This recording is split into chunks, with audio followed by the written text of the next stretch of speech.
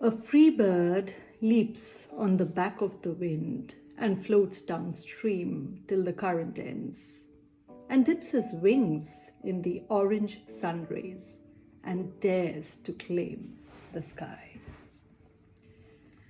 But a bird that stalks down his narrow cage can seldom see through his bars of rage.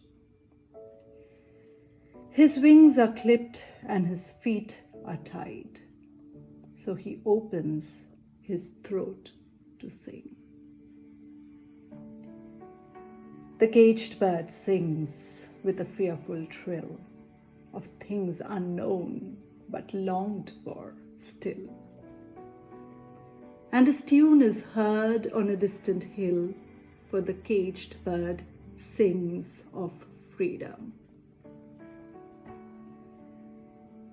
The free bird thinks of another breeze and trade wings soft through the sighing trees.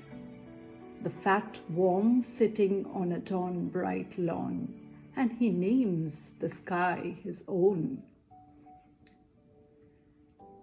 But a caged bird stands on the grave of dreams.